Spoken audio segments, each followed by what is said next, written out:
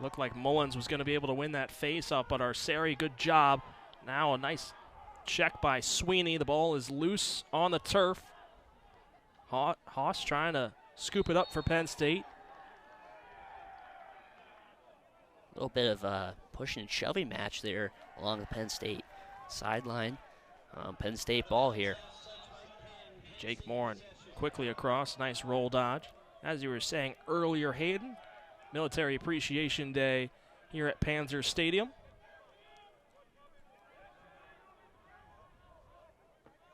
And so Penn State will now set up offensively.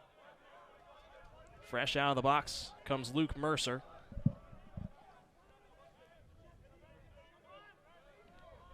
Interesting storyline all afternoon is Matt Costin, who's on the ball right now, hasn't seen much action after being first-line midi for most of this season. Right on cue, it's Costin, the spark that Penn State needed. Sticks it beneath the bar. What a shot.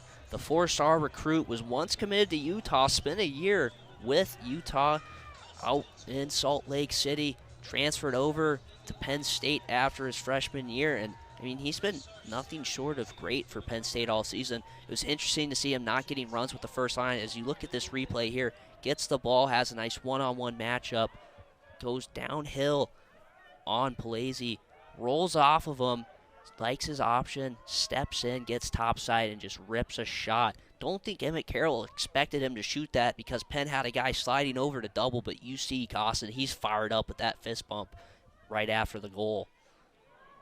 Arceri and Mullins. Aldridge is there for the ground ball.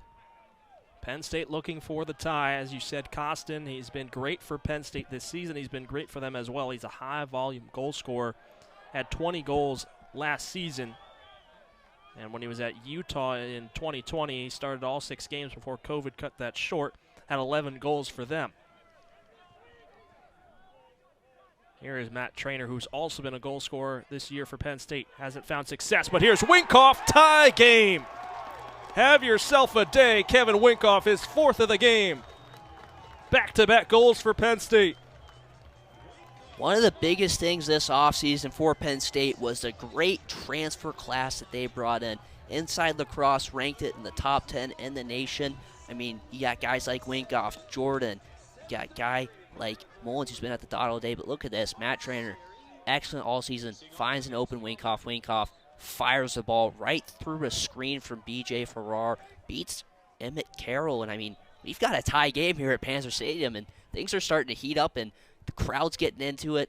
Penn State and Penn, cross-state rivalry, it's getting exciting here. Here off the face-off, it's loose ball that comes over to Trainer. He's hounded by 4 Penn players. Now the loose ball poked away. And possession will go to Penn State. Fans are getting amped up right now here at Panzer Stadium as things start to turn back into Penn State's favor. Sickler with a quick pass across to Malone. How about Kevin Winkoff? Like you said, that transfer portal class. Winkoff from Binghamton had 3 goals coming into today. Now has 4. Puts his season total up to 7. Here's Matt Trainer. Gets a step. Now doubled. Looks it back to his brother. Has trouble with the low pass. It's been Chris Jordan a lot of this season, but now Kevin Winkoff, that transfer, stepping up in a big moment against one of the top teams in the country. Here's time and room for Matt Trainer. His shot is blocked on the way through. Loose ball whacked away, and the possession is kept alive by Trainer with just less than 30 seconds on the shot clock. Look for the Nittany Lions to make 1 or 2 passes and attack quick here with Jordan. There he is. Reese back into the game along with Kebajai. Kick out up top. It comes to Jahari Long. And Long will reset the offense. Bounce pass inside. Reese guarded by Jai at the top of the key. Over to the near wing, it's Hart. Some stutter steps, drops it down low to Patrick Emilian, working against Miles Dredd, spins, fades, he knocks it in, but he's called for a travel with 10:34 left to go in the first half. Still an 11-6 lead for Maryland over Penn State. That duo of Miles Dredd and Kebajai down low has really posed kind of a problem so far in the past couple of sessions for the Terrapins. Haven't been able to get down to their bread and butter, which is pounding it in the paint. Jalen Pickett back into the game, replacing Kanye Clary. Across half court come the Nittany Lions. It's Pickett on the near wing, moving towards the top of the key. Hands it off Johnson. Now it's Keba Jai on the near wing. Gives it off to Pickett. He's doubled by Young and Reese. Kicks it up top. Winter. 6 seconds left on the shot clock. Winter driving inside. Stops. Pump fakes. Looking for a lane. Trying to get it up. It's blocked by Ian Martinez, and a shot clock violation against the Nittany Lions. That's their second time today. And that means 2 blocks now for Maryland. They're starting to get really active on the defensive end. And when you bring in a high motor guy like Ian Martinez off the bench, it's going to silence your offense. 11-6 lead for the Terps as we're under 10 minutes to go in the first half.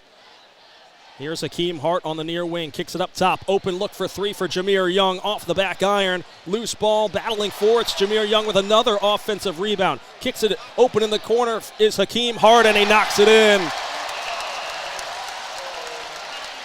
A 14-6 lead for Maryland. Hakeem Hart knocking in the 3 from the near wing.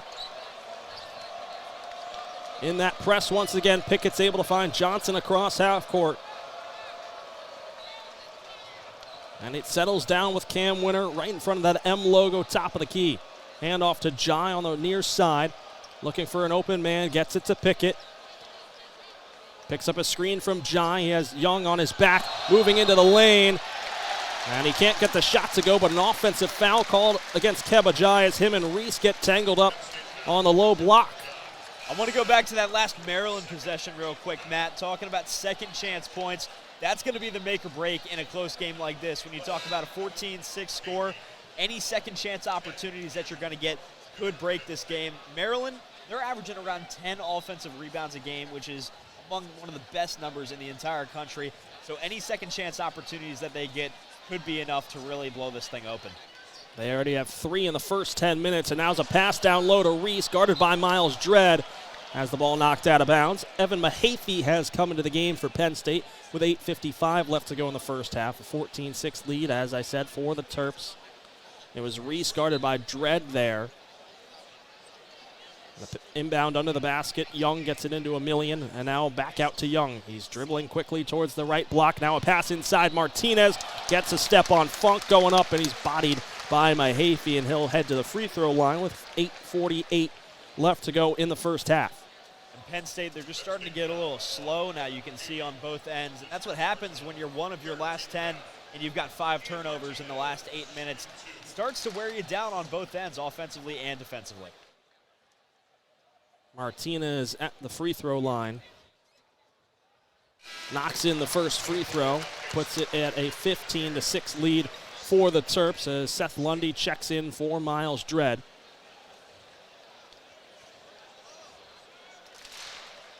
On the season, Martinez shooting right around 76%. Second one on the way. Tickles the twine, and it's a 10-point lead for the Terps, 16-6.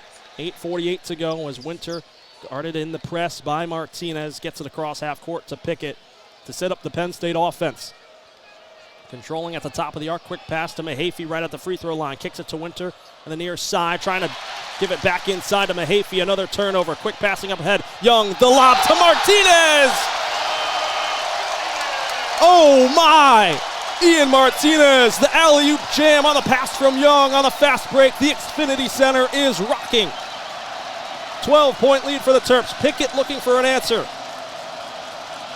It's Funk, top of the key. Mahaffey, top of the arc, kicks it out to Funk. Far wing for 3, and what an answer from Andrew Funk, the sharpshooter. Finds the bottom of the bucket. 18-9, the lead for Maryland. Young coming the other way quickly. Step back jumper from the right side, and a rebound for Funk. He's fouled on the way down by Julian Reese. And a good answer for Andrew Funk and the Nittany Lions. But what a play from Young to Martinez as we hit the under 8 timeout. An 18-9 lead for Maryland over Penn State with 7:54 left to go. We'll step aside. You don't want to miss the rest of this half right here on Com Radio. After the whistle begins in Huntington, where this happened. Quarterback Eric Micah drops back, evades pressure, looks downfield, and heaves a pass for receiver Tyler Long. And he said, "Get on up." to the cornerback as he mosses him. Would it lead to a late Bearcat comeback? I'm Matt Scalzo. We'll have more on that game and others around District 6. Thanks, Logan. Let's now go 30 minutes down the road for our battle. Next battle, as we stay in Center County, Hollidaysburg traveled to downtown State College to take on the Little Lions. Last week, State College squeezed out a close win over Downington East, 32-31. We pick it up in the middle of the first quarter. It's a QB to QB combination. Owen Yurka finds quarterback Finn Firmanek, 10-0 State High with the lead. Now later in the first quarter, Deontay Sheffy, known for his speed, while he turned into Derrick Henry as he said, "Get off me," breaking tackles left and right en route to a 22-yard run, sets up first and goal. On the very next play, it's Sheffy again, punching it in from 1 yard out. State High takes a 17-0 lead. Middle of the second quarter, it's Firmanek connecting with Dante Nastasi as Little Lions would take a 23-3 lead. Heading into halftime, they would cruise the rest of the way and improve to 3-0 by taking down the Golden Tigers by a score of 45-3. State College with the beatdown of Hollidaysburg 45-3. Next week, Hollidaysburg returns home to host Butler Area High School with State College heading to Altoona. Now let's go to Mansion Park where Altoona is hosting Mifflin County. We pick it up in the first quarter. It's Brennan Freewald, 3-yard rushing touchdown, 7-0 Altoona with just over 6 minutes left to go. Freewald feasting on the field, that young fan chowing down on a hot dog. Start of the second quarter, it's Freewald again, breaking free, a 13-yard rushing touchdown, 14-0, the lead for Altoona. Then it's Christopher Seward, 10-yard end-around rushing touchdown, extends the lead, 21-0, and immediately following the touchdown, it's Branson Adams with the interception, giving the ball back to Altoona, and the Mountain Lions would cruise on their way to a 38-0 victory over Mifflin County. Freewald finished with 3 rushing touchdowns.